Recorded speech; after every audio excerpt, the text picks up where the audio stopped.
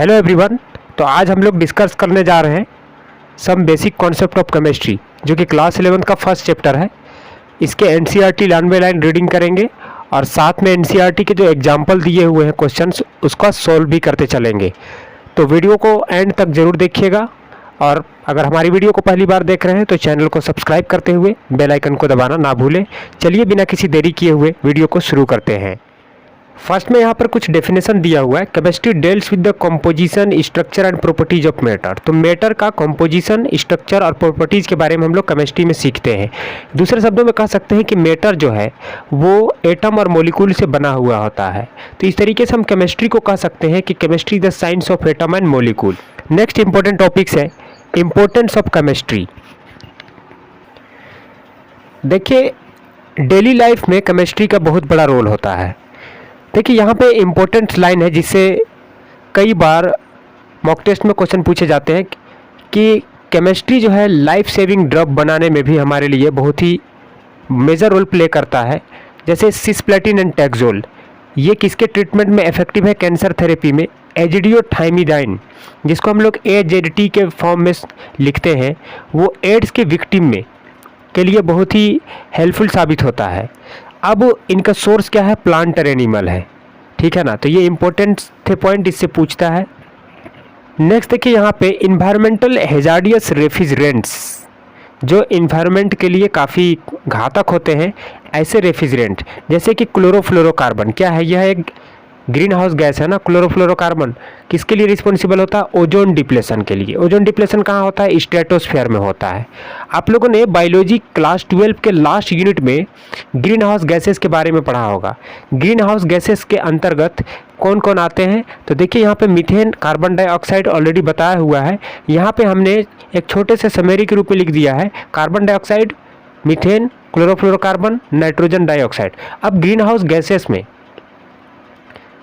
सबसे ज़्यादा कंट्रीब्यूशन किसका होता है? कार्बन डाइऑक्साइड का 60%, मीथेन का 20%, क्लोरोफ्लोरोकार्बन का 14% एंड नाइट्रोजन डाइऑक्साइड का 6%। नेक्स्ट टॉपिक है नेचर ऑफ मैटर। मैटर यहाँ पे देखिए, कहता है कि मैटर को अगर दूसरे शब्द में हम लोग कहें तो सब्सटेंस भी कह सकते हैं। और सब्सटेंस को अगर देखा जाए तो उसमें एक मास होता है, उसके अपना वजन होता है खुद का, और जहाँ कहीं भी उसे रखा जाए वो स्पेस ऑक्यूपाई करता है, जगह घेरता है। तो इसीलिए इसे मैटर कहा गया है। Anything which is mass and occupy space called matter. देखिए, यहाँ पर मैटर जो है 3 फॉर्म में एग्जिस्ट करता है, सॉलिड के फॉर्म में, लिक्विड के फॉर्म में एंड गैस के फॉर्म में। आइए एक एक कर देखते हैं। यहाँ पे कहता है कि matter can exist in 3 physical state, solid, liquid and gas. Solid क्या है कि इसके पार्टिकल जो हैं वो एक दूसरे से काफ़ी करीब से है, पकड़े हुए हैं, है ना, और ऑर्डरली फैशन में है, ऑर्डरली फैशन में अरेंज किए हुए हैं। और इसीलिए इनके बीच इनको आपस में मूव करने के लिए ज़्यादा जगह नहीं होता है, क्योंकि ये एक दूसरे को काफ़ी क्लोज से हेल्ड किए हुए रहते हैं और ऑर्डरली फैशन में अरेंज भी किए हुए रहते हैं। इसीलिए इनको ज़्यादा स्पेस नहीं मिल पाता मूव करने के लिए। ये सॉलिड के बारे में बोल रहा है। लिक्विड के बारे में बोलता है कि इसके पार्टिकल एक दूसरे के काफ़ी क्लोज पाए जाते हैं। कहता है कि but they can move around, लेकिन ये जो है मूव कर सकते हैं, चारों ओर मूव कर सकते हैं। गैस के केस में बोलता है कि गैस के जो पार्टिकल्स हैं बहुत ही आसानी से और बहुत ही तेज़ी से मूव कर सकते हैं। क्यों? क्योंकि इसके पार्टिकल्स जो है एक दूसरे से काफ़ी दूरी पर पाए जाते हैं। गैसेस पार्टिकल्स फार अपार्ट, काफ़ी दूर पाए जाते हैं, इसलिए आसानी से ये मूव कर सकते हैं, यानी कि रैंडम मोशन कर सकते हैं, ठीक है ना। तो इनकी कुछ कैरेक्टरिस्टिक है डिफरेंट स्टेट के, वो यहाँ पे दिया हुआ है, जिसको याद रखना बहुत ही ज़रूरी है। कहता है कि सॉलिड का अपना डेफिनेट वॉल्यूम होता है, डेफिनेट शेप होता है। लिक्विड का डेफिनेट वॉल्यूम होता ज़रूर है, बट इसका अपना कोई डेफिनेट शेप नहीं होता है। सिमिलरली गैस का ना तो डेफिनेट वॉल्यूम होता है और ना ही डेफिनेट शेप होता है। ये जहाँ कहीं भी रखे जाते हैं, पर्टिकुलरली कंटेनर में रखे जाते हैं, तो पूरे के पूरे स्पेस को कंप्लीटली ऑक्यूपाई करते हैं। यहाँ पे देखिए, ये जो 3 स्टेट है, 3 स्टेट ऑफ मैटर है, सॉलिड, लिक्विड एंड गैस, ये कैसे होते हैं? इंटर कन्वर्टिबल होते हैं by changing the condition of temperature and pressure, है ना। सॉलिड लिक्विड में बदल सकते हैं हीट करने पर, और अगर लिक्विड को हीट करोगे तो गैस में बदल जाएगा। उसी प्रकार गैस को अगर ठंडा कर दो लिक्विड बन जाए, लिक्विड को अगर ठंडा कर दो सॉलिड बन जाएगा। नेक्स्ट है क्लासिफिकेशन ऑफ मैटर। मैटर को क्लासिफाई किया गया है दो पार्ट में, मिक्सचर में एंड प्योर सब्सटेंस में। मिक्सचर को फिर से दो पार्ट में कैटेगराइज किया गया है, होमोजीनियस मिक्सचर, हेट्रोजीनियस मिक्सचर, और प्योर सब्सटेंस को दो पार्ट में कैटेगराइज किया गया है, एलिमेंट एंड कंपाउंड। आइए एक एक कर देखते हैं। कहता है कि many substance present around you are mixture. बहुत सारे सब्सटेंस जो हमारे चारों ओर पाए जाते हैं वो मिक्सचर कहलाते हैं या मिक्सचर के रूप में ही पाए जाते हैं। एग्जाम्पल में देखिए, शुगर सॉल्यूशन इन वाटर, पानी में घोला गया चीनी का सॉल्यूशन, हवा में धूल भी मिक्स होता है, डर्ट भी मिक्स होते हैं, एयर भी मिक्स होता है। उसी तरीके से चाय है ना, टी, वहाँ पे क्या क्या मिला हुआ है, पानी मिला हुआ है, चाय पत्ती मिला हुआ है, चीनी मिला हुआ है। तो ये सारे मिक्सचर हैं। मिक्सचर कंटेंट टू और more substance present in any ratio. Mixture कहने का मतलब ये है कि दो सब्सटेंस उसमें होंगे और दोनों का अपना अपना पर्टिकुलर रेशियो होगा, और उन्हें क्या बोला जाता है, सब्सटेंस को, मिक्सचर में जो मौजूद होते हैं सब्सटेंस है ना, उनको क्या बोला जाता है, कंपोनेंट बोला जाता है। अब इसी तरीके से देखिए, मिक्सचर को जो है वो दो भाग में बांटा गया है, होमोजीनियस और हेट्रोजीनियस। होमोजीनियस मिक्सचर में बोलता है कि कंपोनेंट जो है वो पूरी तरीके से मिक्स हो जाते हैं, completely mix with each other, और यूनिफॉर्म होते हैं उनका कंपोजिशन उनका एक समान रहता है। एग्जाम्पल में लिया sugar solution and air. Similarly heterogeneous mixture में बोलता है कि कंपोजिशन जो है पूरे सॉल्यूशन में यूनिफॉर्म नहीं रहता है और उनके कंपोनेंट भी डिफरेंट होते हैं, है ना। एग्जाम्पल में हेट्रोजीनियस मिक्सचर का दिया, mixture of salt and sugar, grain and pulse. Next देखो, यहाँ पे component of mixture separated by using physical method.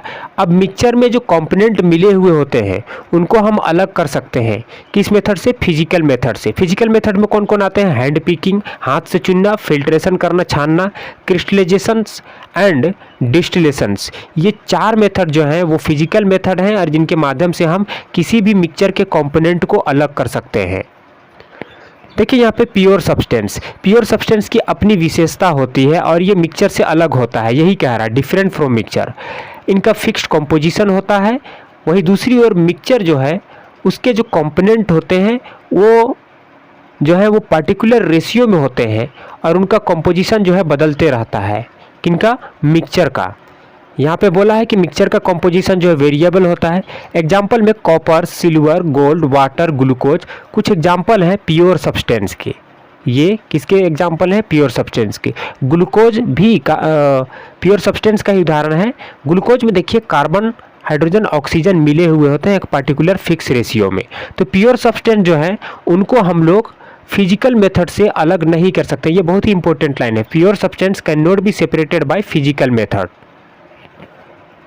कहते हैं कि प्योर सब्सटेंस को हम लोग आगे डिवाइड करते हैं, क्लासिफाइड करते हैं एलिमेंट में, एलिमेंट एंड किस में, कंपाउंड में। एलिमेंट क्या है कि ये सिर्फ और सिर्फ एक टाइप के पार्टिकल से मिलकर के बने हुए होते हैं और ये पार्टिकल्स किस रूप में होते हैं, एटम और मॉलिक्यूल के रूप में।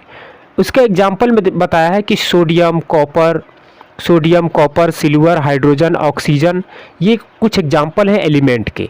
एटम सिर्फ और सिर्फ एक टाइप के मॉलिक्यूल से बने होते हैं। कौन, एलिमेंट, दे ऑल कंटेन, यानी कि sodium, copper, silver, hydrogen and oxygen, ये सभी सिर्फ और सिर्फ एक वन टाइप ऑफ एटम, एक प्रकार के मॉलिक्यूल से मिलकर के बने हैं।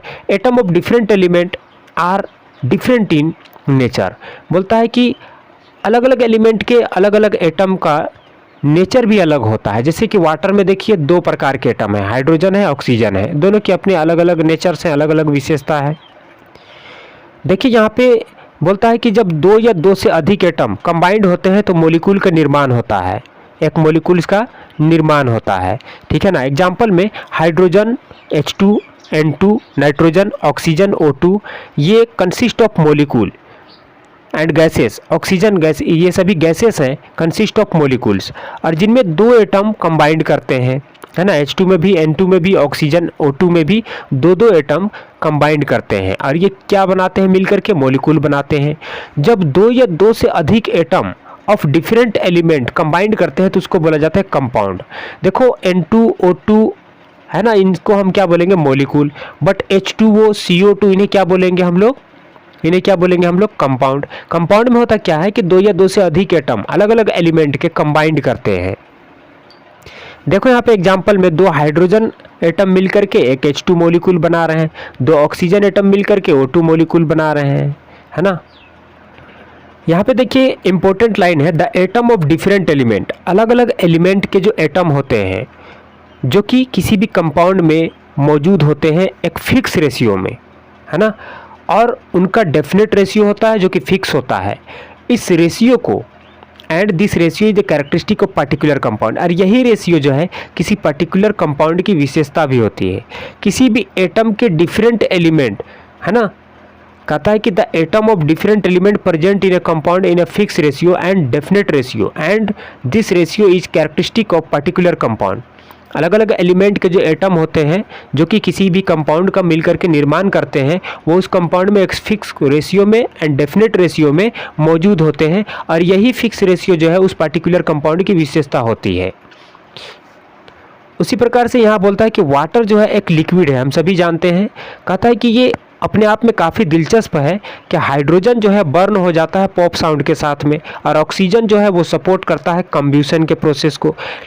दोनों जब मिलकर के वाटर का निर्माण करते हैं तो यही वाटर जो है एक फायर एक्सटिंग्विशर के रूप में, आग बुझाने वाले काम के रूप में, आग बुझाने वाले फैक्टर के रूप में काम करता है।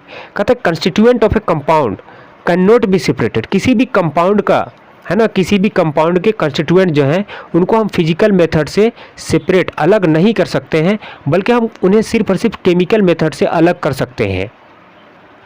देखो नेक्स्ट टॉपिक है properties of matter and there measurement. तो मैटर के दो प्रॉपर्टीज होते हैं, physical properties, chemical properties. Physical properties उतना इंपॉर्टेंट नहीं है, बट समझना है कि कौन कौन से टर्म इसमें आते हैं। देखो फिजिकल प्रॉपर्टीज जो है वो ऐसे प्रॉपर्टीज होते हैं जिनको हम मेजर कर सकते हैं, माप सकते हैं या उन्हें देख सकते हैं बिना किसी बदलाव के, या आइडेंटिटी कॉम्पोजिशन में बिना किसी बदलाव किए हुए, या उस पर्टिकुलर कंपाउंड के आइडेंटिटी को बदले हुए हम आसानी से फिजिकल प्रॉपर्टीज़ को देख सकते हैं। अब फिजिकल प्रॉपर्टीज़ के एग्जांपल क्या है? Colour, order, melting point, boiling point, density, ये सभी फिजिकल प्रॉपर्टीज़ में आते हैं। वहीं दूसरी ओर देखिए कहता है कि केमिकल प्रॉपर्टीज़ जो है वो उन्हें केमिकल चेंज की आवश्यकता पड़ती है। एग्जाम्पल में ले लो, क्या बोलता है एग्जाम्पल में? एसिडिटी, बेसिसिटी एंड कंब्यूशन, है ना, ये तीन एग्जाम्पल दिए हुए हैं, एसिडिटी, बेसिसिटी एंड कंब्यूशन, जिसको कि यहाँ पे कंबस्टिबिलिटी बोलते हैं। ये पोर्शन उतना इम्पोर्टेंट नहीं है, आगे बढ़ते हैं। देखिए फिजिकल प्रॉपर्टीज़ को दो प्रकार से हम लोग माप सकते हैं, English system and metric system.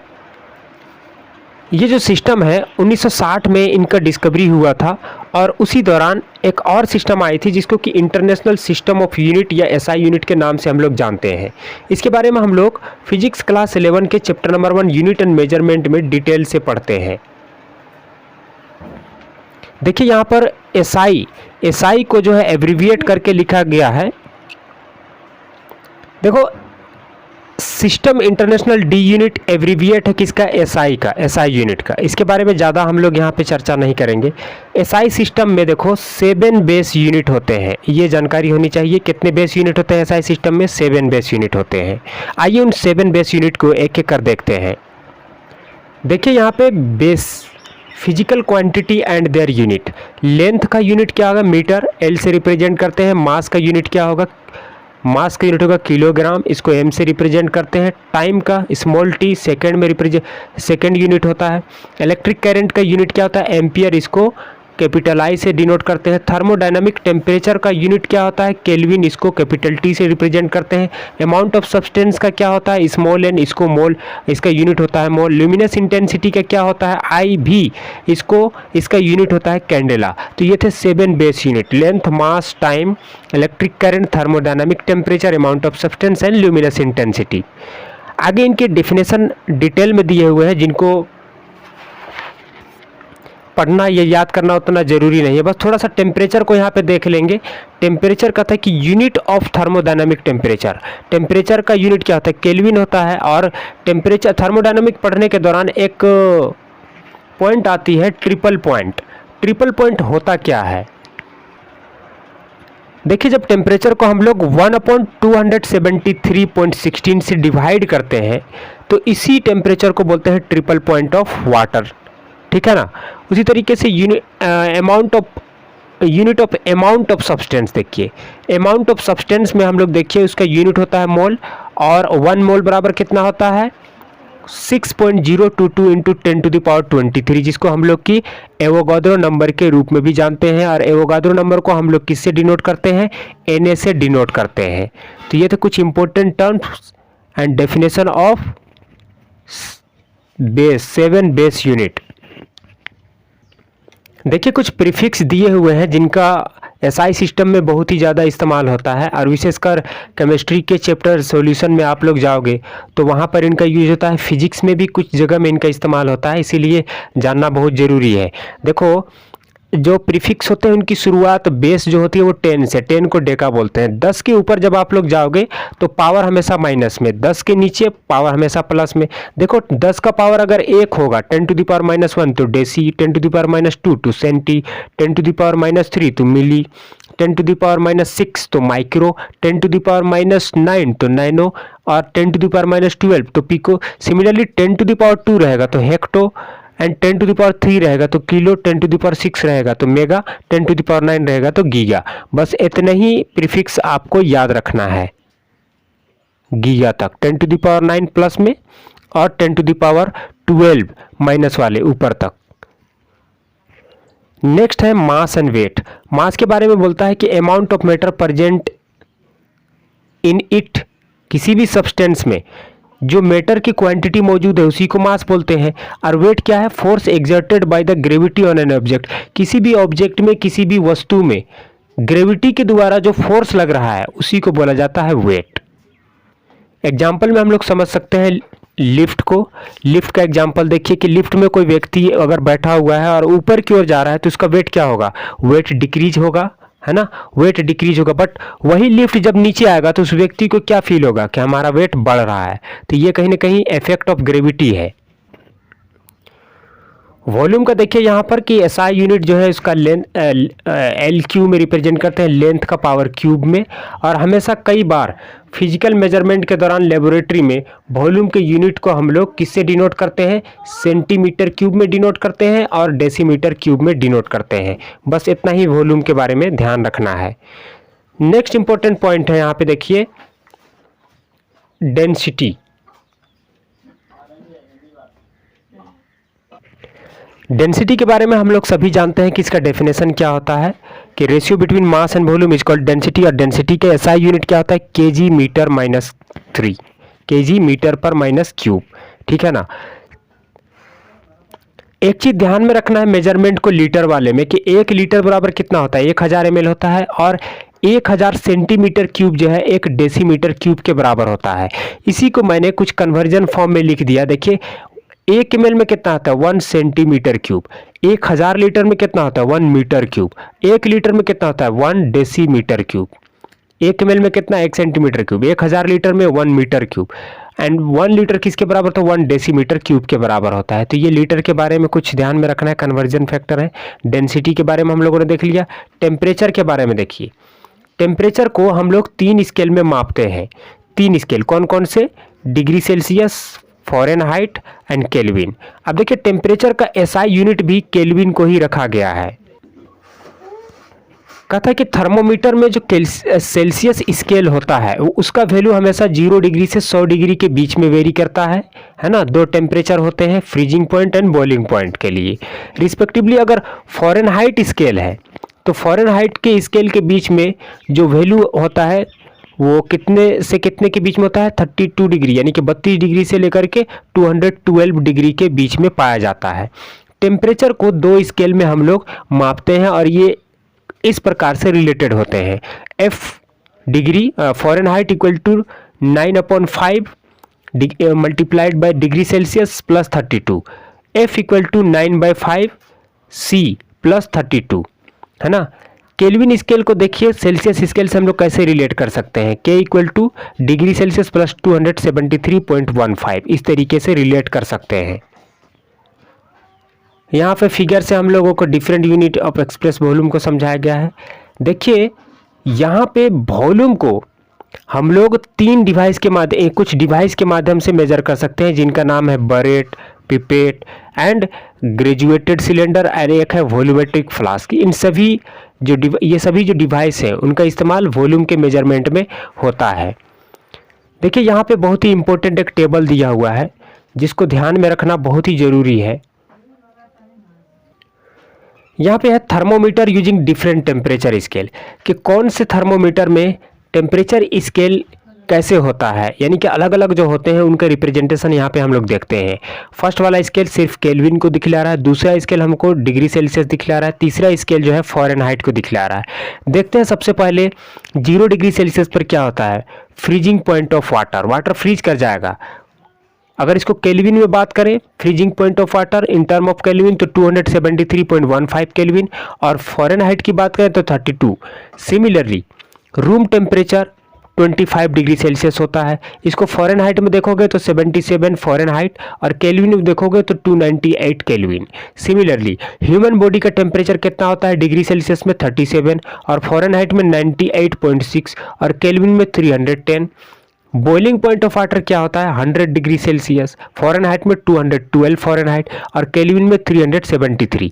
This is the most important table related with the thermometer using different temperature scale, इसको याद रखना है। नेक्स्ट टॉपिक है अनसर्टेनिटी इन मेजरमेंट, जिनके बारे में हम लोग class 11 physics chapter number 1 unit and measurement में भी पढ़ते हैं। देखिए साइंटिफिक नोटेशन को कैसे हम लोग डिनोट करते हैं, साइंटिफिक नोटेशन को हम लोग कैसे रिप्रेजेंट करते हैं। तो यहाँ पे देखिए साइंटिफिक नोटेशन को रिप्रेजेंट करने का क्या है formula, n = 10 to the power n, है ना, एक्सपोनेंशियल नोटेशन भी बोलते हैं जिसको। अब यहाँ पे n क्या है, n इज नंबर है। अब इसका वैल्यू जो है 1 से लेकर के 9.99 के बीच में वेरी करता है, यानी कि उससे अधिक नहीं, उसके बीच में ही होगा n का वैल्यू, है ना। तो हम लोग मान के चलो कि 232.508 को अगर लिखना है साइंटिफिक नोटेशन में तो कैसे लिखेंगे। देखो साइंटिफिक नोटेशन या एक्सपोनेंशियल नोटेशन को लिखने का रूल है कि हमेशा जो पॉइंट होगा वो पहला डिजिट के बाद ही पॉइंट लगाएंगे, और जो टोटल डिजिट होगा पॉइंट के बाद उसको पावर में लिख देंगे। जैसे देखो यहाँ पे 232.508 था तो पॉइंट लगा दिया 2 के बाद, तो इधर कितने अंक बचे, 2, तो ये पावर में चले गए। तो सिमिलरली यहाँ पे देखो 0.0016 था, यहाँ पे जो डिजिट थे, है ना, जो डिजिट थे वो 16 है। तो हम लोगों को ध्यान में रखना है कि साइंटिफिक नोटेशन जो है हमेशा कंसीडर करता है नंबर को। तो यहाँ पे 2 नंबर है, 16 है, तो 16 में पॉइंट कहाँ लगता है साइंटिफिक नोटेशन के रूल में, पहले डिजिट के बाद। तो अगर 1.6 के बाद हम लोग 1 के बाद अगर पॉइंट लगाते हैं तो देखो यहाँ पर कितने डिजिट बन रहे हैं, पॉइंट के बाद कितने डिजिट थे, टोटल कितने थे, 1 2 3 4 5, 5 में से एक डिजिट के बाद पॉइंट लग गया तो रेडियो कितने हुए, 4, तो इसको लिख दिया -4 के टर्म में यहाँ पे लिख दिया। आई होप आपको एक्सप्रेशन ऑफ एक्सपोनेंशियल नोटेशन समझ में आ गया होगा। देखिए आगे है कि मल्टीप्लिकेशन और डिवीजन को साइंटिफिक नोटेशन में हम लोग कैसे लिखते हैं। तो इसके रूल ये हैं कि ये दोनों ही हमेशा जो होते हैं क्या होते हैं, सेम है, इन दोनों के लिए रूल सेम है। देखो अगर ये 2 डिजिट हैं 5.6 multiplied by 10 to the power 5 और 6.9 multiplied by 10 to the power 8, तो इनमें कॉमन क्या है उसको नहीं इनमें जो पावर होगा वो ऐड हो जाएगा, बाकी ये दोनों ये दोनों क्या हो जाएंगे, मल्टीप्लाइड हो जाएंगे। मल्टीप्लाइड होने के बाद पावर ऐड होगी, आंसर आ जाएगा। सिमिलरली यहाँ पे देखो, यहाँ पे ये दोनों पावर ऐड हो जाएंगे और ये दोनों मल्टीप्लाइड हो जाएंगे। यहाँ पे ये हो गया, देखो पावर जब ऐड हुए -2 प्लस -6 तो कितना हो गया, -8 के टर्म में हम लोग लिख दिए यहाँ पे, है ना। सिमिलरली अगर डिवीजन के फॉर्म में डिवीजन को साइंटिफिक नोटेशन में लिखना है तो देखो यहाँ पर भी नीचे जो था वो पावर ऊपर जाकर के ऐड हो गया और ये दोनों को डिवाइड कर दिया। दोनों को डिवाइड किया तो कितना है 4.909 इंटू 10 to the power -8 हो गया। तो ये था मल्टीप्लिकेशन और डिवीजन को कैसे हम लोग साइंटिफिक नोटेशन के टर्म में लिखते हैं। अब देखते हैं एडिशन एंड सब्सट्रैक्शन को साइंटिफिक नोटेशन के टर्म में कैसे लिखते हैं। देखो एडिशन को कैसे लिखते हैं, जैसे यहाँ पे 6.65 into 10 to the power 4 and 8.95 into 10 to the power 3 है। तो इन दोनों में जो कॉमन है वो है इनका पावर 10 to the power 4, है ना। यहाँ पे एक पॉइंट को शिफ्ट करके इसको भी 10 टू द पावर 4 हम लोग बना सकते हैं। तो 10 टू द पावर 4 को कॉमन ले लिया और बाकी दोनों को जोड़ दिया, आंसर हम लोगों को मिल जाता है ना। कॉमन किस चीज़ को लिया, पावर को ले लिया कॉमन। सिमिलरली इस केस में देखो यहाँ पे 10 टू द पावर 4 इसमें भी है ना, 10 टू द पावर 4। अच्छा, इस वाले को ही यहाँ समझाया है, ये वाला एग्जाम्पल यहाँ समझाया, तो पावर को कॉमन लेने के बाद हम लोगों को मिल जाता है। सिमिलरली देखिए, जब हम लोग सब्सट्रैक्ट करते हैं किसी दो नंबर को तो उसको साइंटिफिक टर्म में कैसे लिखते हैं। सपोज यहाँ पे 2.5 into 10 to the power -2 minus 4.8 into 10 to the power -3 था। यहाँ पे फिर से सब्सट्रैक्शन में भी पावर को कॉमन लिया गया है।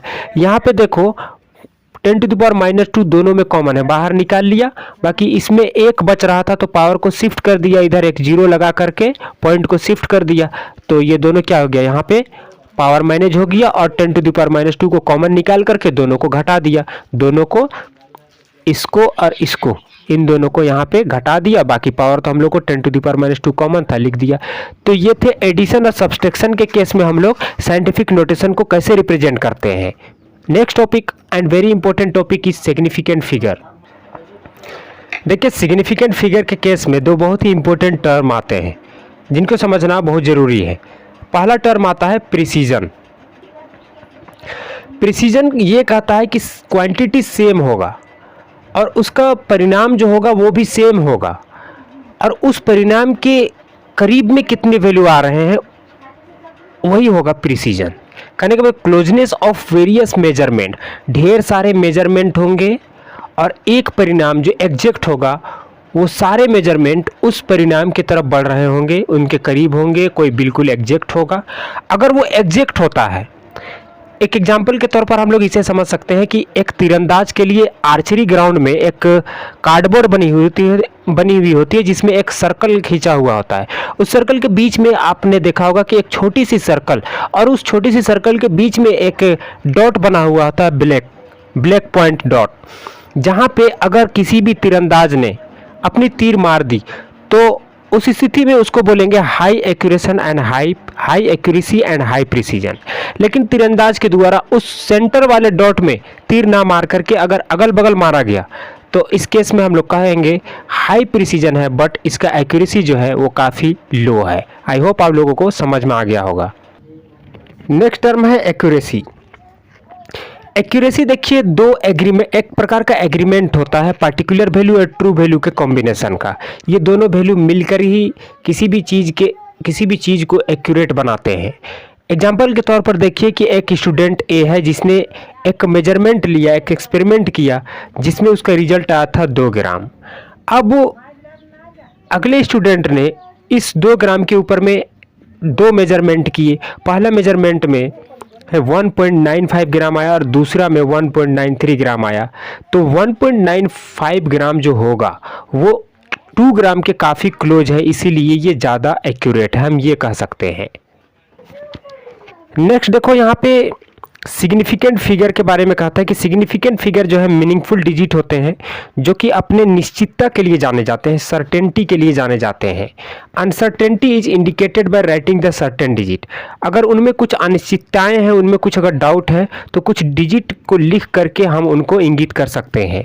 लास्ट अनसर्टेन डिजिट जो है वही बताता है अनसर्टेनिटी के बारे में। देखिए, जैसे एग्जाम्पल के तौर पर 11.2 ml में 11 यहाँ पे सर्टेन डिजिट है, 2 अनसर्टेन डिजिट है। देखिए, अनसर्टेन डिजिट को प्लस माइनस के फॉर्म में भी हम लोग लिख सकते हैं, या तो वो बढ़ेगा वो घटेगा, वो हम लोगों को पता नहीं होता है। कुछ रूल है डिटरमाइनिंग सिग्निफिकेंट फिगर के कि सिग्निफिकेंट फिगर जो है हम लोग कैसे डिटरमाइन करेंगे। देखिए, जितने भी नॉन जीरो डिजिट होते हैं वो सिग्निफिकेंट होते हैं। एग्जाम्पल के रूप में यहाँ पे देखिए 285 में 3 डिजिट है, तीनों नॉन जीरो डिजिट है तो 3 सिग्निफिकेंट फिगर। यहाँ पे देखो 0.25 में 2 सिग्निफिकेंट फिगर, यहाँ पे 2 ही तो नॉन जीरो डिजिट है इसीलिए 2 सिग्निफिकेंट फिगर। दूसरा लो कहता है कि 0 proceeding to the first non zero digit, पहले नॉन जीरो डिजिट के बाद अगर एक और 0 आ रहा है तो वो भी सिग्निफिकेंट नहीं है। देखो, ये 0 है, पहला 0, दूसरा भी 0, बट यहाँ पे जो है एक डिजिट आ रहा है तो दोनों 0 को इग्नोर करेंगे और ओनली एक सिग्निफिकेंट यहाँ पे होगा। सिमिलरली यहाँ पर 0 proceeding to the another 0 but there are 2 digit significant digit, तो यहाँ पे 2 सिग्निफिकेंट फिगर होगा। थर्ड लॉ हमें ये कहता है कि अगर 0 है 2 नॉन जीरो, 2 ऐसे डिजिट के बीच में 0 मौजूद है जो कि कोई नंबर है, ठीक है ना, तो वो भी सिग्निफिकेंट फिगर होंगे। जैसे एग्जांपल में 2.005, तो यहाँ पे 0 को भी हम लोग सिग्निफिकेंट में काउंट करते हैं। 1 2 3 4 4 सिग्निफिकेंट फिगर। नेक्स्ट रूल यह है कि 0 अगर है, आखिर में 0 है, या फिर राइट साइड में किसी भी नंबर के राइट साइड में 0 है, या फिर उसके लास्ट में 0 है, तो हम लोग वहाँ पे ये कह सकते हैं कि number are the significant provided they are right side of the decimal point. जैसे एग्जांपल में देखिए 0.200, तो यहाँ पे क्या होगा, 3 सिग्निफिकेंट फिगर हो जाएंगे। आखिर में 0 है या राइट साइड में अगर 0 है किसी भी डिजिट के बाद, किसी भी डिजिट के, तो वो सिग्निफिकेंट में उनकी गिनती होगी। बट यहाँ पर पॉइंट से पहले कोई सिग्निफिकेंट नहीं माना जाएगा। यहाँ पे 0 कोई वैल्यू नहीं, पॉइंट के बाद कोई डिजिट है और डिजिट के राइट साइड में 0 है, तो वो भी क्या होगा, सिग्निफिकेंट होगा। यहाँ पे 3 सिग्निफिकेंट फिगर है। देखिए साइंटिफिक नोटेशन को कैसे हम लोग वेरियस वे में रिप्रेजेंट कर सकते हैं। देखिए 100 में कितने सिग्निफिकेंट फिगर हैं, 1 है। यहाँ पे देखो 100 के बाद अगर एक पॉइंट आएगा तो यहाँ पे 3 सिग्निफिकेंट फिगर हैं। देखिए 100 के बीच में 100 के बाद एक पॉइंट फिर 0, तो 4 सिग्निफिकेंट फिगर है। तो यहाँ पर 0 को भी काउंट कर लिया गया है। कहने का मतलब ये है कि 100 एज क्या कहता है कि scientific notation we can express the number 100 को 1 × 10⁻² के रूप में जब डिनोट किया जाता है, क्योंकि यहाँ पे 2 0 है, तो यहाँ पे 1 सिग्निफिकेंट फिगर। जब यहाँ पे देखो 1.0 × 10⁻² में 2 सिग्निफिकेंट फिगर, कैसे कि यहाँ पर मल्टीप्लिकेशन से पहले 2 डिजिट है। यहाँ पर 3 सिग्निफिकेंट फिगर, क्योंकि यहाँ पर मल्टीप्लिकेशन से पहले 3 डिजिट है। पॉइंट में जरूर है, पॉइंट के बाद जो 0 है उसको भी हम लोग काउंट करते हैं। किसके केस में, 100 वाले 100 के केस में। नेक्स्ट देखिए यहाँ पे एडिशन और सब्सट्रैक्शन को हम लोग सिग्निफिकेंट फिगर में कैसे लिखते हैं।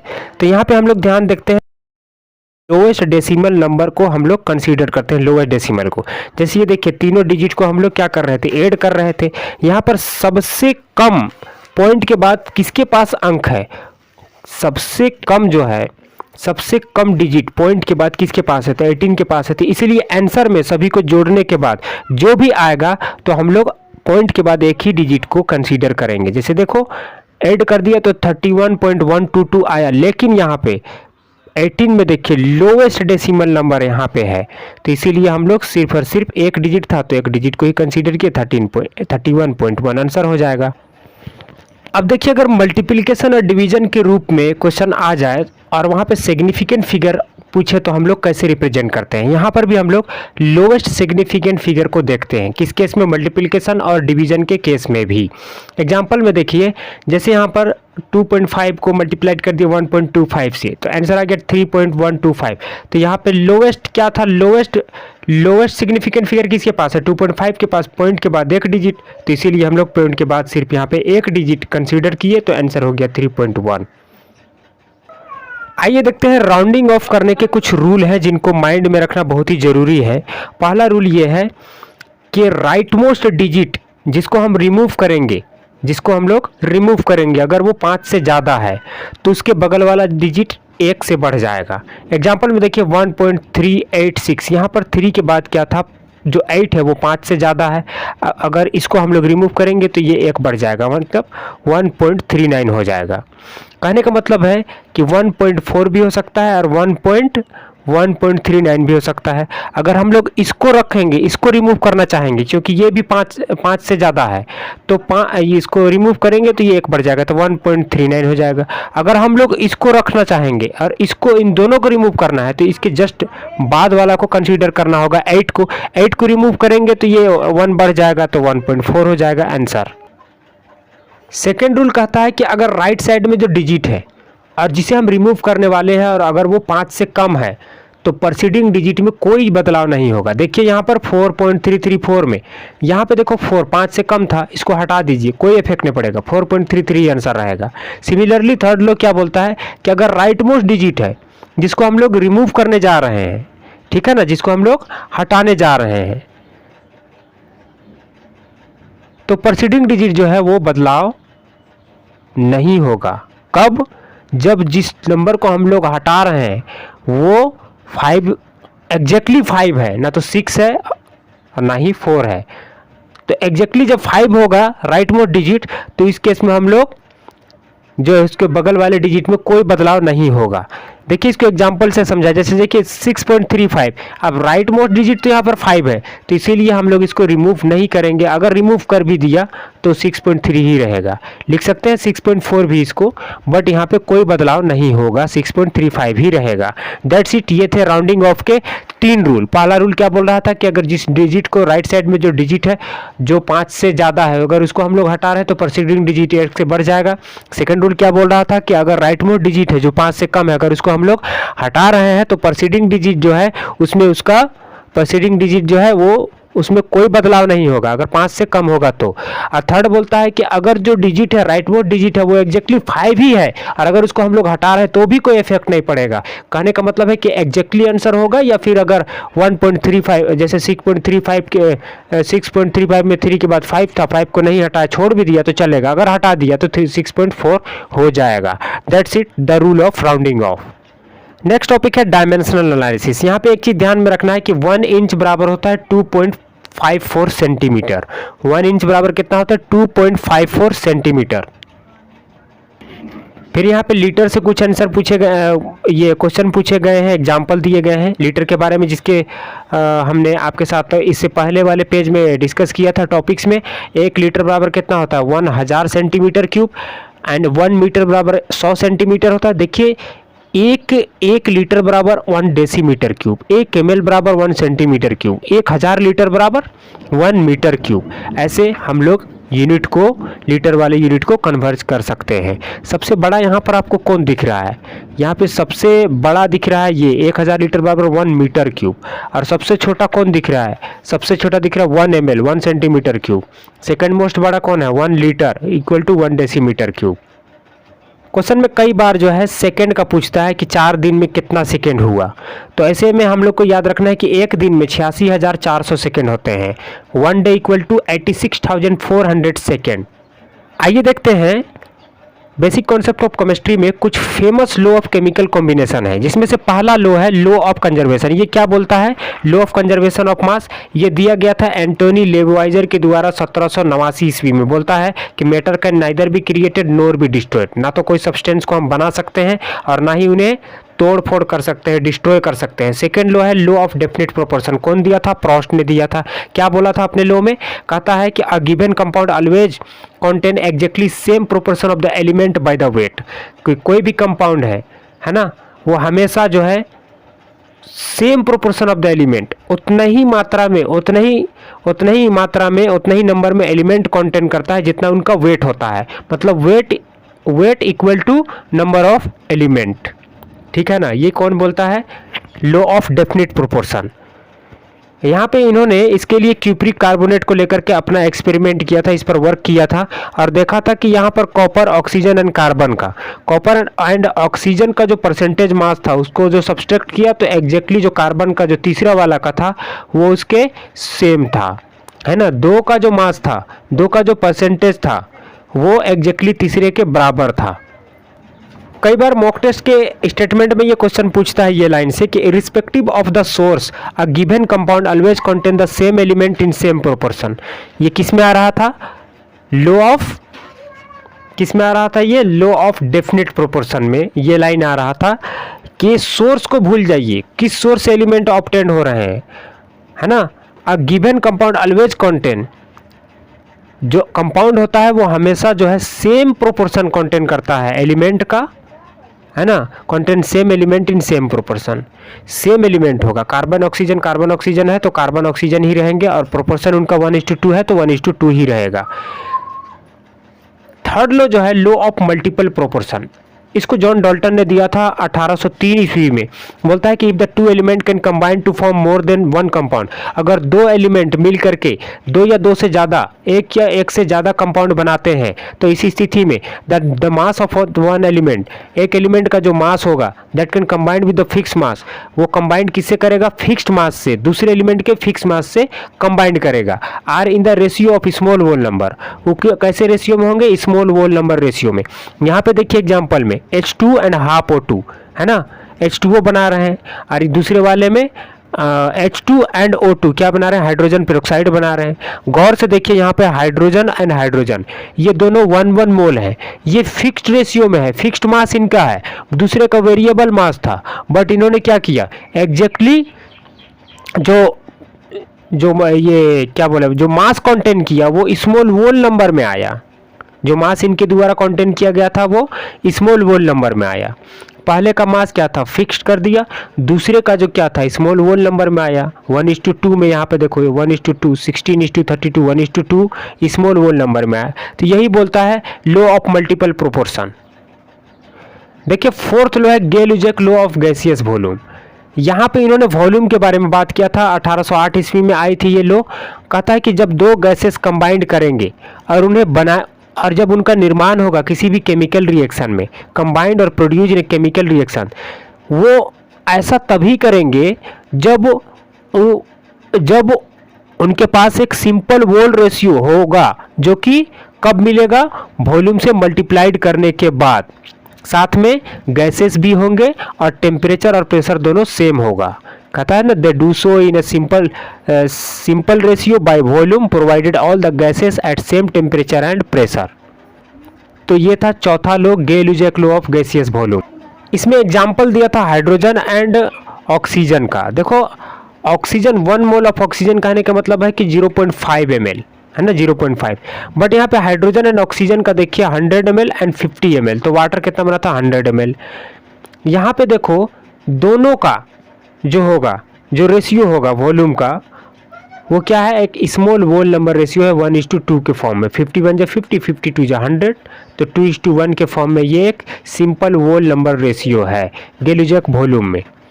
वॉल्यूम रिलेशनशिप को बेसिकली गेल-लीजेक ने अपने लॉ में डिस्क्राइब किया था। फिफ्थ लॉ है एवोगाद्रो लॉ, जिसके बारे में हम लोग थोड़ा बहुत पढ़ते हैं आइडियल गैस इक्वेशन में भी, कि एवोगाद्रो लॉ क्या कहता है कि equal volume of gases at same temperature and pressure, कोई भी गैस का वॉल्यूम जब बराबर होगा और टेम्परेचर और प्रेशर भी बराबर होगा तो क्या करेंगे, वो इक्वल नंबर ऑफ मॉलिक्यूल बनाएंगे, है ना, बराबर मात्रा में ही मॉलिक्यूल का निर्माण करते हैं। ये था एवोगाद्रो लॉ। एवोगाद्रो ने एटम और मॉलिक्यूल के बीच में अंतर को ढूंढ निकाला था अपने इस लॉ के माध्यम से। साथ ही एवोगाद्रो के द्वारा 2 टर्म दिए गए थे पॉलीएटॉमिक। पॉलीएटॉमिक मतलब कि जब कोई एलिमेंट सेम एटम से मिलकर के बना है, जैसे O2 पॉलीएटॉमिक है। जब कहते हैं ना कि जब 2 या 2 से अधिक एटम से कोई एलिमेंट बना हुआ है, जैसे कि H2O वाटर मॉलिक्यूल यहाँ पे देख लो, है ना, यहाँ पे देखिए वाटर मॉलिक्यूल, तो इस केस में क्या कहलाएगा, ये डायटोमिक कहलाएगा।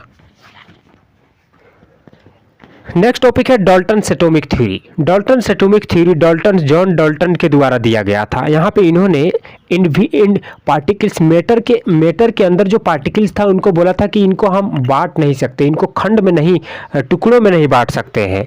यहाँ पे एक वर्ड यूज किया था एटोमियो, मतलब था इंडिविजिबल, नहीं बांट सकते। इन्होंने सेवरल एक्सपेरिमेंटल स्टडी किए थे, बहुत सारे एक्सपेरिमेंट किए थे। 1808 में जॉन डाल्टन ने कुछ लॉ प्रपोज किए थे पार्टिकल के मैटर के बारे में। बोलता है कि मेटल जो है ऐसे एटम से मिलकर बने हैं जिनको हम विभक्त नहीं कर सकते, बांट नहीं सकते, है ना, इंडिविजिबल है। और जितने भी एटम हैं किसी एलिमेंट के पास, उनका प्रॉपर्टी कैसा है, आइडेंटिकल है। लेकिन वहीं पर देखा जाए कि अगर डिफरेंट एटम है तो उनका प्रॉपर्टी जो है, वो एलिमेंट जो है डिफरेंट इन मास, उनका मास अलग होगा। डिफरेंट एलिमेंट का कहता है कि एटम ऑफ डिफरेंट एलिमेंट, अगर किसी एलिमेंट के पास डिफरेंट एटम है तो उनका मास भी अलग होगा। तो ये दूसरा लॉ कहता है। पहला लॉ बोलता है कि matter consist of indivisible atom. दूसरा कहता है कि all the atom in a given element have identical properties including the identical mass, atom of different element different in mass. Third law कहता है compound are found in the atom are different element combined in a fix ratio. कहता है कि अलग अलग element के अलग अलग एलिमेंट के द्वारा कंबाइंड होकर के जो कंपाउंड बनाया जाता है और उस कंपाउंड में जो एटम होते हैं वो फिक्स्ड रेशियो में होते हैं। फोर्थ बोलता है कि केमिकल रिएक्शन जो है उसमें रीऑर्गेनाइजेशन होता है किसका, एटम का, एटम का, किसका, एटम का, मॉलिक्यूल का नहीं, एटम का। और एटम वो चीज़ है, वो ऐसे मैटर होते हैं, ऐसे पार्टिकल होते हैं जिनको हम ना तो क्रिएट कर सकते हैं ना ही डिस्ट्रॉय कर सकते हैं किसी भी केमिकल रिएक्शन में। एक बहुत ही इंपॉर्टेंट इंटरेस्टिंग पॉइंट यहाँ पे ये है कि डाल्टन्स के थ्योरी ने लॉ ऑफ केमिकल कॉम्बिनेशन को सपोर्ट किया था। Dalton's theory could explain the law of chemical combination. आइए देखते हैं एटॉमिक एंड मोलिकुलर मास। जब बात होती है एटॉमिक मास की तो सीधे हम लोगों को ये समझना है कि एटॉमिक मास को हम लोग AMU के फॉर्म में रिप्रेजेंट करते हैं और ये जो है किसी भी कार्बन एटम के C12 एटम के आइसोटोप्स के बराबर होता है, which is equal to 1/12 isotope of carbon atom. आप कहेंगे 1 AMU बराबर कितना, तो 1.66056 इंटू 10⁴ ग्राम होता है।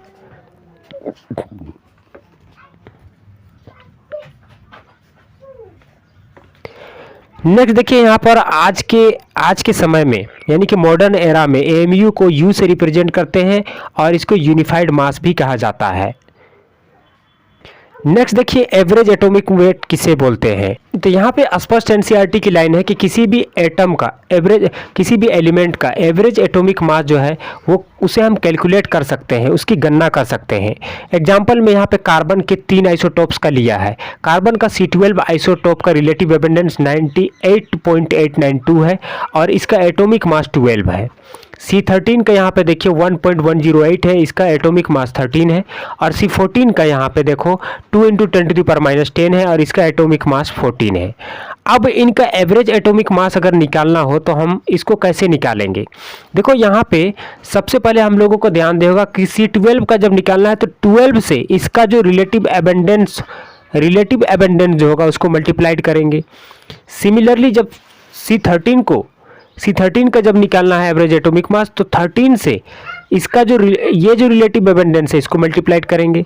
जब C14 का निकालना है तो यहाँ पर 14 से है ना, यहाँ पर रिलेटिव एबंडेंस इसको 14 से मल्टीप्लाइड करेंगे और सभी को जोड़ देंगे, हम लोगों को इतना आंसर मिल जाएगा 12 AMU के बराबर।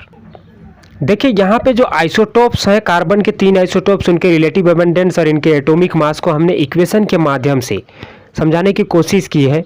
अगर इक्वेशन हम लोगों को याद रहेगा तो बहुत ही आसानी से कंपाउंड के हम लोग किसी भी कंपाउंड के एवरेज एटॉमिक मास निकाल सकते हैं।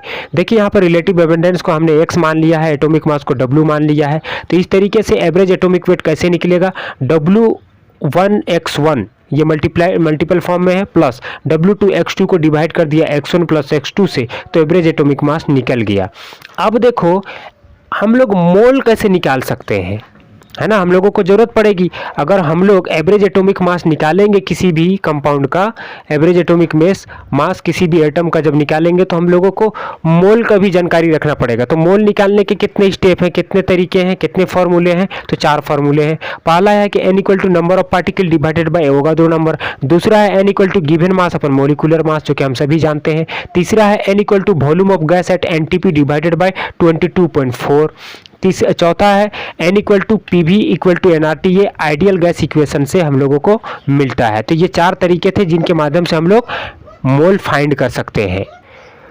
यहाँ पे देखिए NCERT ने एक एग्जाम्पल दिया है ग्लूकोज का और बोला है कि इसका मोलिकुलर मास निकालिए। यहाँ पर सिंपल है, ग्लूकोज तीन एटम से, 3 एलिमेंट से बना है, कार्बन, हाइड्रोजन, ऑक्सीजन। इन सभी के एटॉमिक मास, कार्बन का कितना होता है 12 होता है, 6 से मल्टीप्लाइड कीजिए। हाइड्रोजन का कितना होता है 1 होता है, 12 से मल्टीप्लाइड कीजिए। यहाँ पे ऑक्सीजन का कितना होता है 16, ऑक्सीजन का कितना होता है एटॉमिक मास 16 होता है, 6 से मल्टीप्लाइड कीजिए और सभी को ऐड करने पर हम लोगों को 180 मोलिकुलर मास ग्लूकोज का मिल जाता है। अब आइए देखते हैं फार्मूला मास किसको बोलते हैं। फार्मूला मास में NCERT ने स्पष्ट रूप से एक सोडियम क्लोराइड का एग्जांपल दिया है। यहाँ पे बोलता है कि सोडियम क्लोराइड जो है डिस्क्रीट मोलिक्यूल कंटेन करता है, जिसमें सोडियम जो है पॉजिटिव चार्ज होता है और क्लोरीन जो है वो नेगेटिव चार्ज होता है। ये इनका स्ट्रक्चर जो है वो 3D शेप में बनता है। यहाँ पे देखिए आगे बोलता है कि एक सोडियम क्लोराइड का जो मोलिक्यूल है, एक सोडियम क्लोराइड का मोलिक्यूल 6 क्लोराइड के आयन से घिरा हुआ होता है या फिर वाइस वर्सा, ऐसा भी हो सकता है कि 6 सोडियम के आयन जो है वो एक क्लोराइड आयन से घिरे हुए हो, है ना। तो देखिए फॉर्मूला मास, जब सोडियम क्लोराइड के निकालने की बात होती है तो यहाँ पे देखिए फॉर्मूला मास में सोडियम का कितना 23 एंड क्लोरीन का कितना 35, दोनों को ऐड कर दीजिए तो कितना होगा 58.5। इसी को बोलते हैं मोलिकुलर वेट को ही हम लोग बोलते हैं formula mass. Next important topics है, यहीं से टीचर जो है इस चैप्टर को पढ़ाना स्टार्ट करते हैं। हालांकि आजकल वैसा नहीं है, स्टूडेंट को एनसीईआरटी की काफ़ी डेप्थ स्टडी दी जा रही है और चैप्टर की बेसिकली टीचर्स के द्वारा स्टार्टिंग से ही पढ़ाया जा रहा है।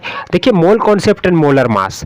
मोल कॉन्सेप्ट में सबसे पहले जो कॉन्सेप्ट आता है वो आता है 1 मोल का। 1 मोल कहने का मतलब ये है कि कार्बन C12 के एटम में जितने भी पार्टिकल मौजूद हैं, है ना, उसी को हम लोग 1 मोल कंसीडर करते हैं।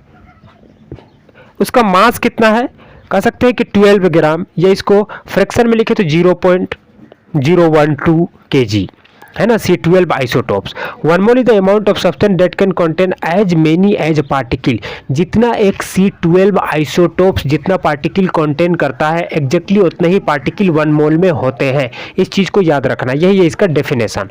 1 mole equal to atom present in 12 gram of C12 isotopes. इसको मैंने यहाँ पे लिख दिया। यहाँ पे 1 mole equal to 6.022 into 10⁻23 atom per mole, जिसको कि एवोगाड्रो नंबर भी बोलते हैं। एवोगाड्रो नंबर या एवोगाड्रो कांस्टेंट के नाम से भी एनओ को हम लोग जानते हैं।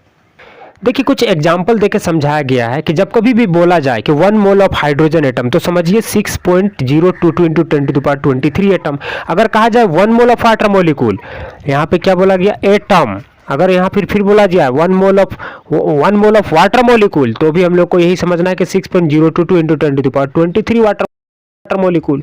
अगर क्वेश्चन में कहा जाए कि 1 मोल ऑफ सोडियम क्लोराइड, कि ये किसके बराबर है, 6.022 इंटू 10⁻23 फॉर्मूला यूनिट ऑफ, यहाँ पे बात हो गई फॉर्मूला यूनिट की, formula unit of sodium chloride. कहता है कि mass of 1 mole of substance in gram. 1 mole किसी भी सब्सटेंस का जो मास होगा वो ग्राम में, उसी को बोलते हैं मोलर मास। जैसे कि 1 मोल H2O में क्या, H2O मतलब कि 2 वाटर के मॉलिक्यूल और 1 ऑक्सीजन का मॉलिक्यूल, ऑक्सीजन का 16 हो गया एंड वाटर के 2 मॉलिक्यूल को दोनों को ऐड कीजिए 18 आ जाएगा। ये हो गया मास। अब ये 18 क्या है, 18 ग्राम है, इसी को बोलते हैं मोलर मास। आई होप आप लोगों को समझ में आ गया होगा। एग्जाम्पल में दिया गया यहाँ पे water and sodium chloride, water का 18 एंड सोडियम क्लोराइड का 58.5 मोल।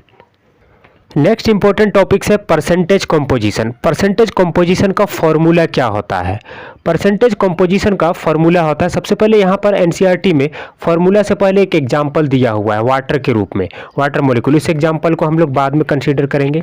देखिए फॉर्मूला क्या होता है परसेंटेज कॉम्पोजिशन का। परसेंटेज कॉम्पोजिशन में मास परसेंट ऑफ एलिमेंट, जिस एलिमेंट का हम लोग निकाल रहे हैं उस एलिमेंट का जो है मास को ऊपर में रखना है ना। जिस एलिमेंट का हम लोग मास परसेंट निकाल रहे हैं उस एलिमेंट के मास को ऊपर रखना है, नीचे molar mass of that compound, और वो एलिमेंट जिस कंपाउंड में मौजूद होगा उसका मोलर मास को रखना है। जैसे मान के चलिए H2O में एक एलिमेंट है हाइड्रोजन।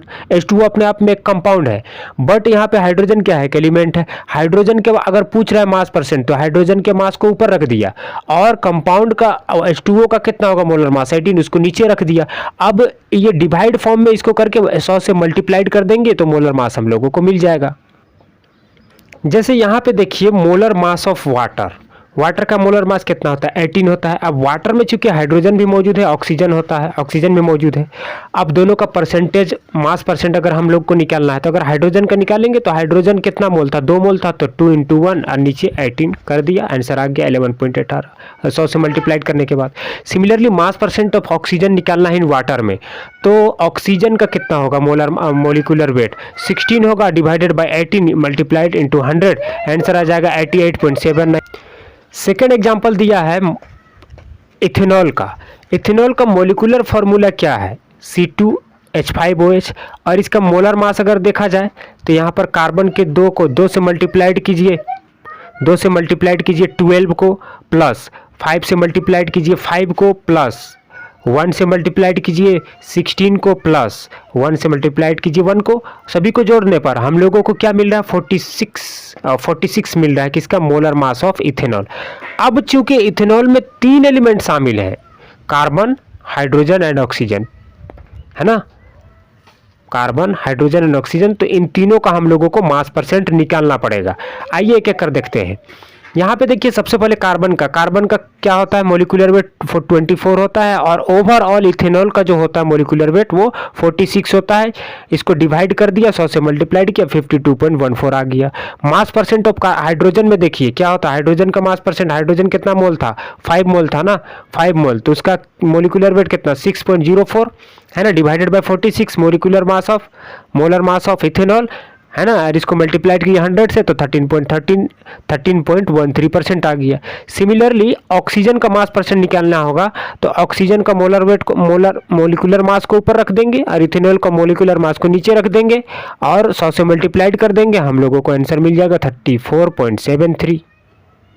नेक्स्ट इंपॉर्टेंट टॉपिक्स है इसी के अंदर में, है ना, मोलिकुलर मास के अंदर में ही empirical formula for molecular formula.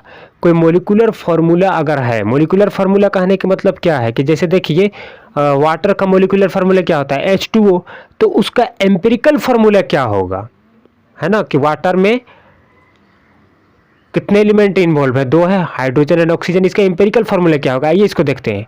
कहता है कि empirical formula represent the simplest whole number ratio of the compound, compound की बात करता है ना, simplest whole number ratio of the compound, ये किसकी बात करता है empirical formula, simplest whole number ratio किसकी, कंपाउंड की, और मोलिकुलर फार्मूला किसी मॉलिक्यूल के exact number of different type of atom जो प्रेजेंट है उसको रिप्रेजेंट करता है मोलिकुलर फार्मूला। तो फर्क साफ है, एम्पेरिकल फार्मूला कंपाउंड को कंसीडर करता है, मोलिकुलर फार्मूला एक एटम के अंदर में, है ना, एक मॉलिक्यूल के अंदर में कितने टाइप के एटम है, जैसे वाटर मॉलिक्यूल है H2O में 2 टाइप के एटम है, हाइड्रोजन और ऑक्सीजन, तो इसको कंसीडर करता है मॉलिक्यूलर फार्मूला।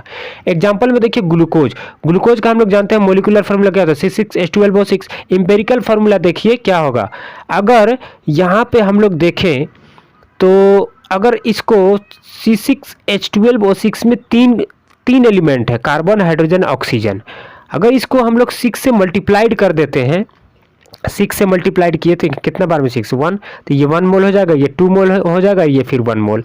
अब इसका सिंपलेस्ट फॉर्म हम लोगों को CH2O मिल गया, इसी को बोलते हैं empirical formula.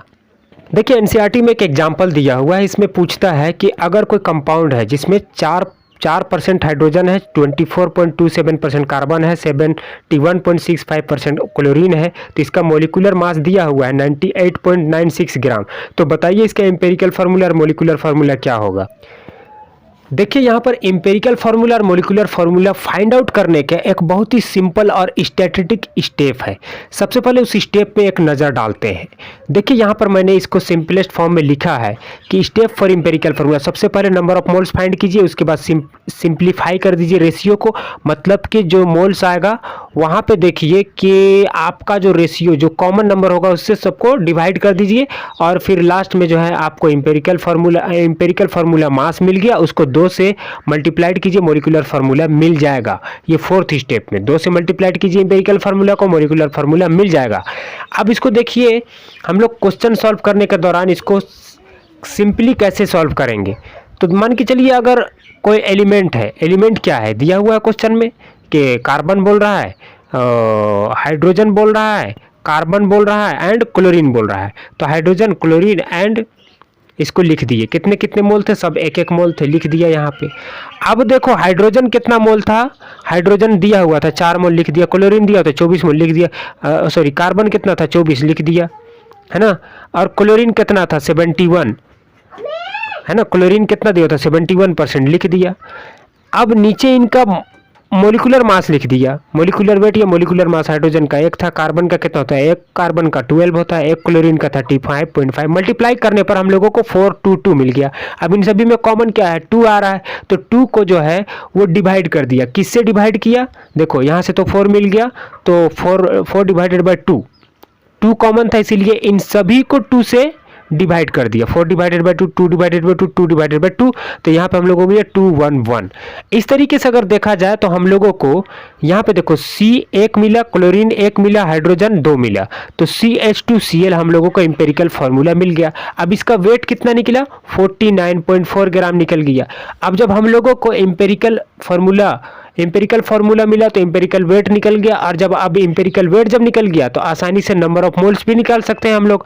Number of moles निकालिए। नंबर ऑफ मोल्स की आवश्यकता क्यों, नंबर ऑफ मोल्स की आवश्यकता हम लोगों को मोलिकुलर फार्मूला फाइंड आउट करने के लिए पड़ती है।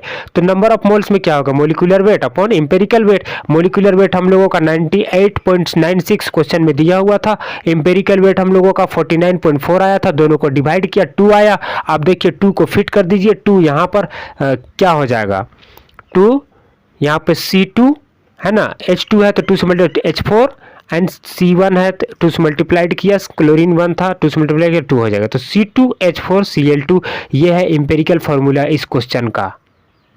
आई होप आपको हमारा ये एक्सप्लेनेशन समझ में आ गया होगा। नेक्स्ट देखते हैं।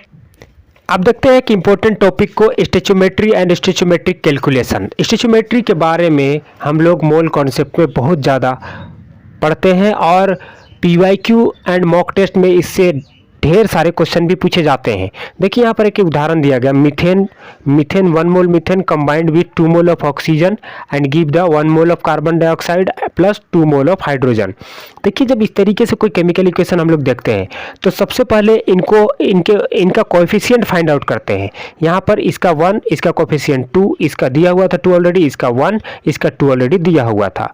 अब ये कोएफिशिएंट मतलब कि मोल, 1 मोल, ये 2 मोल, ये 1 मोल, ये 2 मोल, या फिर इसको मोलिक्यूल भी बोल सकते हैं, 1 मोलिक्यूल 2 मोलिक्यूल है ना, 1 मोलिक्यूल 2 मोलिक्यूल, ऐसे भी बोल सकते हैं। एक मोलिक्यूल मीथेन जो है वो बना रहा है 1 मोल कार्बन डाइऑक्साइड, या 1 मोल मीथेन जो है वो बना रहा है 1 मोल कार्बन डाइऑक्साइड, या फिर इसको ऐसे भी बोल सकते हैं 2 मोल ऑक्सीजन जो है वो बना रहा है 2 मोल वाटर बना रहा है, या ऐसे भी बोल सकते हैं 2 मोलिक्यूल ऑफ ऑक्सीजन जो है वो 2 मोलिक्यूल ऑफ वाटर बना रहा है।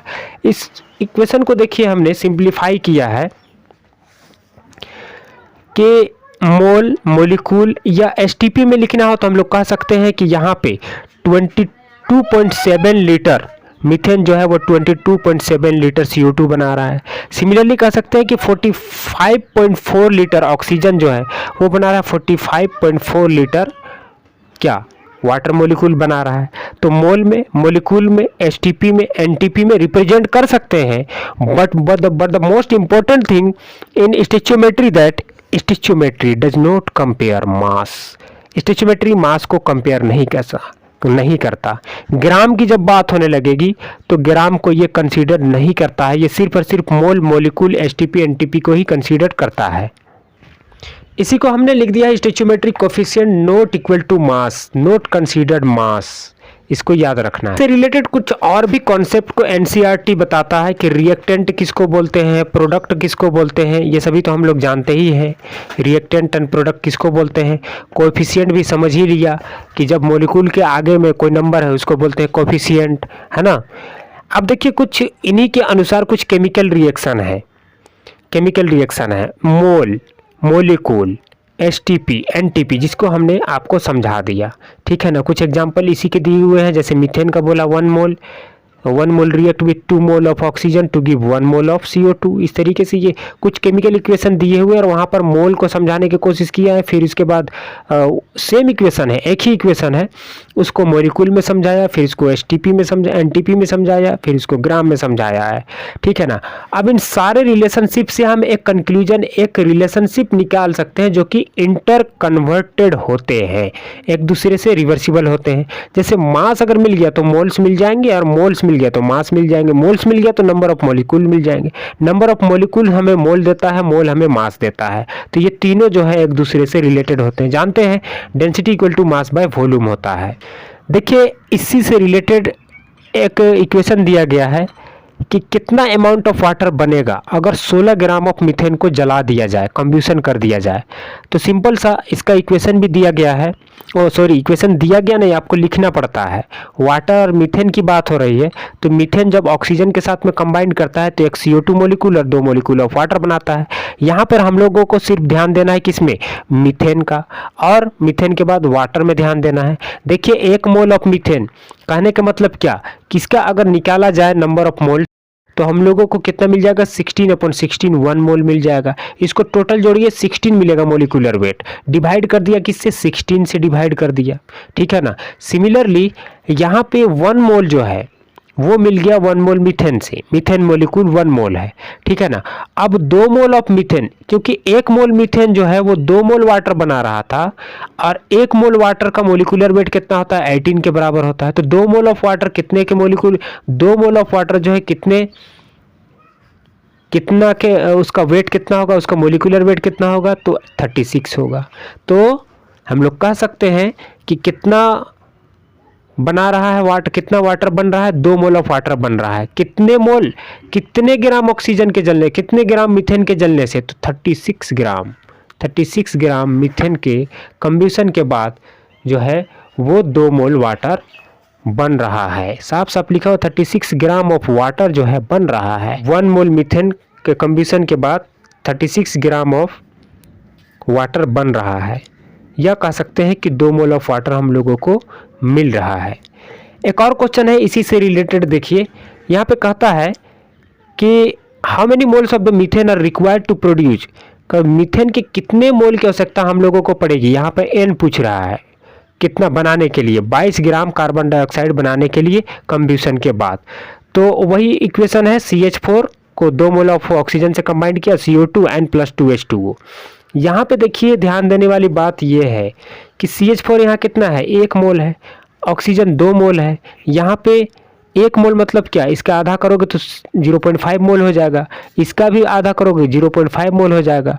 यहाँ पे क्वेश्चन में सिर्फ मीथेन और कार्बन डाइऑक्साइड पर फोकस करना है, तो 0.5 मोल कार्बन डाइऑक्साइड जो है वो मीथेन जो है वो बर्न होकर उसका कंबशन होकर के 0.5 मोल कार्बन डाइऑक्साइड दे रहा है। तो क्लियरली यहाँ पर आंसर हम लोगों को मिल जाता है।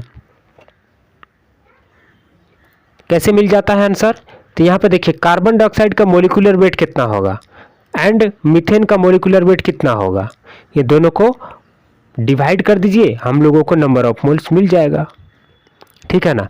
कार्बन डाइऑक्साइड यहाँ पे मीथेन का मोलिकुलर वेट कितना होगा, ये देखिए मीथेन का जो मोलिकुलर वेट होगा कितना होगा, 16 होगा। 16 को हाफ से कीजिए मल्टीप्लाइड तो कितना आएगा, 18 ग्राम देगा ना, 18 ग्राम देगा। कार्बन का मोलिकुलर वेट कितना होगा, 22 होगा, है ना। 20 को हाफ से मल्टीप्लाइड करेंगे तो कितना हम लोगों को मिल जाएगा, 0.5 मिल जाएगा। कैसे मिल जाएगा, 22 को 44 से मल्टीप्लाइड करने पर हम लोगों को 1/2 मिल गया, 1/2 इक्वल टू 0.5 मोल होता है। 22 किसका है, कार्बन डाइऑक्साइड का है, और ये 44 कहाँ से आ रहा है, 44 हम लोगों को 22 जो है गिवन मास है ना, और 44 जो है वो आ रहा है कार्बन डाइऑक्साइड से, कार्बन डाइऑक्साइड का मोलिकुलर मास है, दोनों को डिवाइड किया 0.5 मोल, आंसर हम लोगों को मिल गया। तो 0.5 मोल ऑफ मीथेन की जरूरत पड़ेगी 22 ग्राम कार्बन डाइऑक्साइड को बनाने के लिए कंबशन के बाद। देखिए नेक्स्ट इंपॉर्टेंट टॉपिक है लिमिटिंग रिएजेंट। एकदम एक लाइन में याद रखना है कि जो सबसे पहले खत्म होगा उसी को लेकर के यहाँ पे हम लोग लिमिटिंग रिएजेंट में चलते हैं। लिमिटिंग रिएजेंट बोलता है कि reactant which get consumed and limit the amount of product formed, and इसीलिए इसको क्या बोलते हैं, लिमिटिंग रिएजेंट है। जो रिएक्टेंट सबसे पहले खत्म होगा, है ना, और ख़त्म होते के साथ ही वो जो अमाउंट है प्रोडक्ट बनने की जो प्रक्रिया है उसको रोक देगा वहीं पर, तो वही कहलाएगा लिमिटिंग रिएजेंट। देखिए लिमिटिंग रिएजेंट के कुछ हमने स्टेप लिख दिए हैं कि सबसे पहले लिमिटिंग रिएजेंट के नियम यह है कि आप नंबर ऑफ मोल्स निकालिए, फिर दूसरे बार में आपको नंबर्स ऑफ मोल को स्टोइचियोमेट्रिक कोएफिशिएंट से डिवाइड कर देना है, भागा कर देना है। तीसरा स्टेप में जिसका कम वैल्यू होगा उसी को बोला जाएगा लिमिटिंग रिएजेंट। आइए एक उदाहरण से समझते हैं। जैसे देखिए एनसीईआरटी में ये रिएक्शन दिया हुआ है कि 1 मोल N2 जो है वो कंबाइन करता है 3 मोल हाइड्रोजन से और 2 मोल अमोनिया बनाता है। अब इसमें बोलता है कि नाइट्रोजन जो है 50 kg है और वाटर मोलिक्यूल जो है वो 10 kg है ना। तो बोलता है कि calculate the NH3 formed and identify the limiting reagent. NH3 formed को कैलकुलेट कीजिए और पहचानिए लिमिटिंग रिएजेंट कौन है in the production of ammonia in this situation. तो सबसे पहले क्वेश्चन में हम लोग अमोनिया का मोलिकुलर वेट निकाल लेंगे, जो कि सबसे लास्ट में हम लोगों को रिजल्ट फाइंड आउट करने में मदद करेगा। ठीक है, क्वेश्चन से निकाल लिया। यहाँ पे देखो केजी में है, मतलब कि हम लोग इसको साइंटिफिक नोटेशन में लिख सकते हैं एक्सपोनेंशियल फॉर्म में 50 × 10⁻3। यहाँ पे ये भी देखो केजी में है तो 10 × 10⁻2 लिख सकते हैं। यहाँ पे पॉइंट से पहले 2 अंक था तो 10 × 10⁻3। केजी में 3 जीरो होते हैं इसीलिए 10⁻3 में लिख दिया। ठीक है, यहाँ तक कोई दिक्कत नहीं। अब देखिए सबसे पहले स्टेप क्या था, स्टेप था सबसे पहले कि नंबर ऑफ मोल्स हम लोगों को फाइंड करना है। चूंकि अमोनिया में 2 एलिमेंट मौजूद है, नाइट्रोजन एंड हाइड्रोजन, तो इसीलिए सबसे पहले नाइट्रोजन का नंबर ऑफ मोल्स फाइंड करते हैं। नाइट्रोजन का नंबर ऑफ मोल्स हम लोगों ने जब फाइंड किया तो जो दिया हुआ वेट था, है ना, 15 × 10⁻3, उसको डिवाइड कर दिया नाइट्रोजन के मोलिकुलर वेट से, तो कितना मिल गया 17.86 × 10⁻2 मोल। सिमिलरली हाइड्रोजन का जब मोलिकुलर वेट हम लोगों को निकालना था, है ना, नंबर ऑफ मोल्स निकालना होता है, तो जो दिया हुआ वेट था उसको डिवाइड कर दिया 2 मोल ऑफ हाइड्रोजन से, तो हम लोगों को मिल गया 50 × 10⁻2 मोल्स। अब देखो 17.86 एंड 50 को हम लोगों ने मल्टीप्लाइड किया है नाइट्रोजन और हाइड्रोजन के स्टोइचियोमेट्रिक कोफिशिएंट से, जो कि इक्वेशन में हम लोगों को मिल जाता है। यहाँ पे देखो हाइड्रोजन का स्टोइचियोमेट्रिक कोफिशिएंट 3 है, अमोनिया का 2 है। तो सिमिलरली इसको जब डिवाइड किया तो हम लोगों ने ये पाया कि हाइड्रोजन का जो वैल्यू आ रहा है वो किसके कंपैरिजन में कम है, नाइट्रोजन के कंपैरिजन में कम है। कितना है 16.6, इसको 50/3 किया तो 16.6। तो इसीलिए जो कम है, जो पहले खत्म होगा, उसको लिमिटिंग रिएजेंट बोला जाता है। अब ये वैल्यू मिल जाने के बाद हम लोग क्या करेंगे, हम लोग कितना यूरिया बना है उसको फाइंड आउट करेंगे। तो देखो यहाँ पे N2 50 × 10⁻2 मोल N2 जो है वो कितना बना रहा है 2/3 इन दोनों के स्टोइचियोमेट्रिक कोफिशिएंट को डिवाइड करके 50 × 10⁻2 से मल्टीप्लाइड किया तो 3.3 × 10⁻3 मोल मिल गया। अब 3.3 को हम लोग मल्टीप्लाइड कर देते हैं 17 ग्राम अमोनिया के, मतलब अमोनिया के मोलिकुलर वेट से, और ये जो पावर था वो तो उतर जाएगा, तो हम लोगों को फाइनल आंसर जो है वो मिल जाता है 6.1 kg अमोनिया हम लोगों को मिल जाता है। That's it. तो ये थे स्टेप कुछ स्टोइचियोमेट्रिक कोएफिशिएंट निकालने के and number of moles find out करने के। मोलिकुलर फॉर्मूला इक्वेशन जनरली क्या होता है कि हम लोगों को लिखना पड़ता है। इसमें सबसे बड़ी समस्या ये है कि हम लोगों को इक्वेशन लिखना पड़ता है।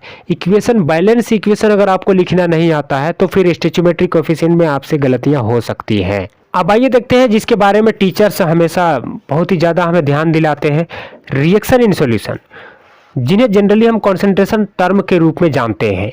सबसे पहले देखो कहता है कि amount of substance present in any solution is called concentration. ठीक है ना। तो कॉन्सेंट्रेशन टर्म 4 होते हैं। पहला मास परसेंट या वेट परसेंट, जिसको W/W% से डिनोट करते हैं। दूसरा मोल फ्रैक्शन, जिसको x ईटा से हम लोग डिनोट करते हैं।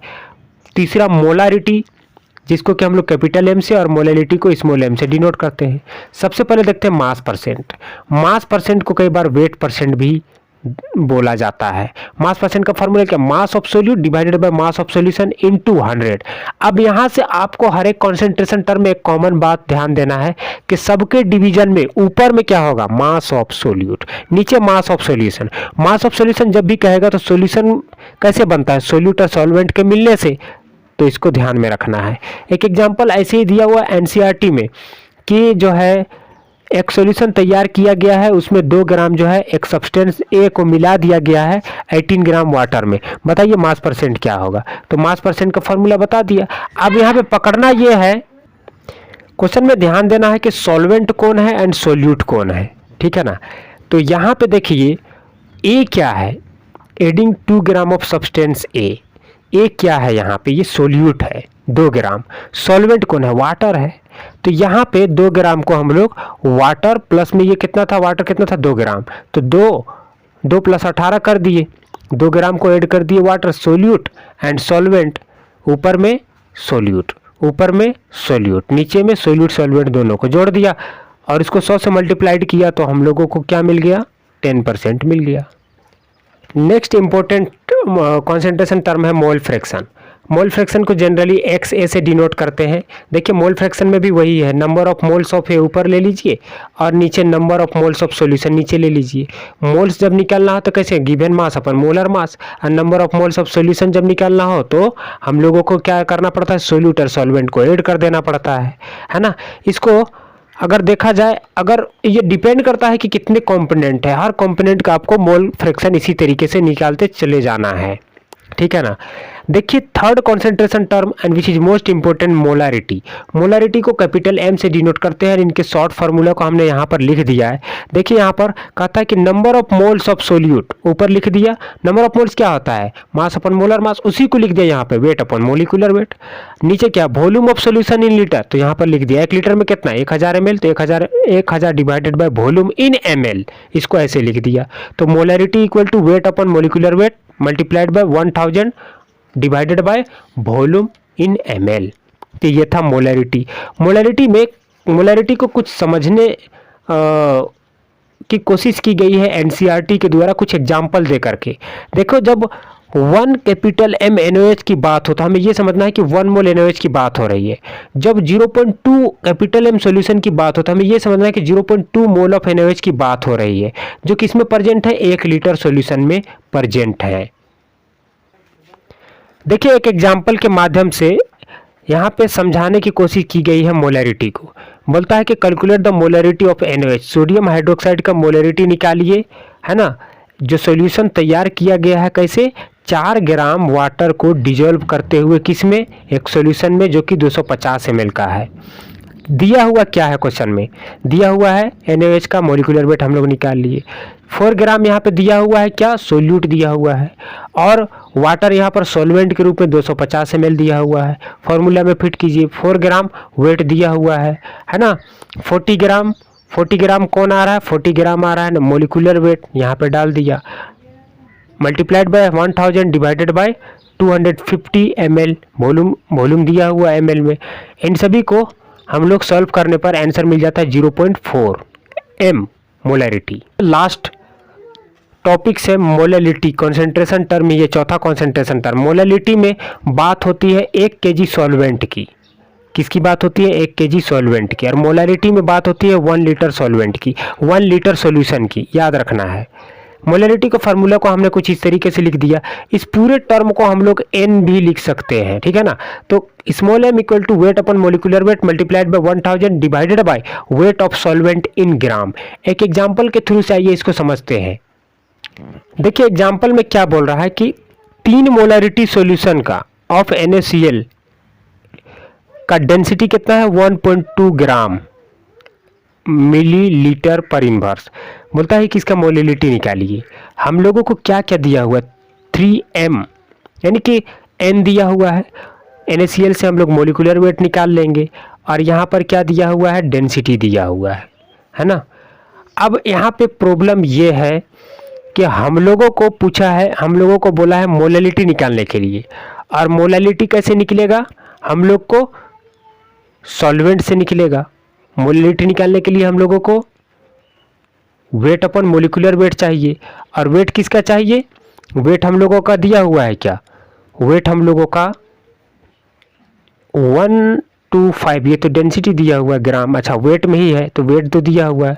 बट इसको सिंप्लीफाई करके इस क्वेश्चन को कैसे हम लोग सॉल्व कर सकते हैं, देखो 3 मोल NaCl बन रहा है 1 लीटर सॉल्यूशन में, यही तो बोल रहा है कि 3 मोल NaCl 1 लीटर सॉल्यूशन में मौजूद है।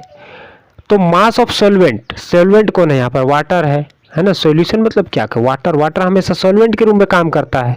तो सॉल्वेंट इक्वल टू 1250 ग्राम, इसको कन्वर्ट कर दिया है, डेसिमल को हटाने पर 1250 ग्राम हम लोगों को मिल जाता है, ठीक है ना। अब इसको सब्सट्रैक्ट कर दिया किससे, इसके मोलिकुलर वेट से, सोडियम क्लोराइड के मोलिकुलर वेट से सब्सट्रैक्ट किया तो हम लोगों को मास ऑफ सॉल्वेंट मिल गया। देखो सॉल्यूशन इक्वल टू क्या होता है, सॉल्वेंट प्लस सोल्यूट। अगर सॉल्वेंट को बाहर निकाल दोगे तो सॉल्यूशन माइनस सॉल्वेंट बचेगा। तो दोनों को जब सब्सट्रैक्ट किया तो 10,074.5 ग्राम मिल गया। अब ये जो वेट हम लोगों को मास ऑफ द सॉल्वेंट जो मिला है वो मदद करेगा हम लोग को मोलैलिटी फाइंड आउट करने में। मोलैलिटी में हम लोग को ऑलरेडी n मिला हुआ है, यानी कि weight upon molecular weight 3 mole divided by हम लोगों को ये मिला है 1.0745। इसको केजी में कन्वर्ट करने पर पॉइंट जो है वो शिफ्ट होकर के यहाँ पे आ जाता है, तो केजी में बदल जाएगा। 1 2 3 4 है ना, 4 डिजिट के बाद पॉइंट यहाँ पर लगाया केजी में कन्वर्ट करने के लिए, तो फाइनली हमारा आंसर आ गया 2.79।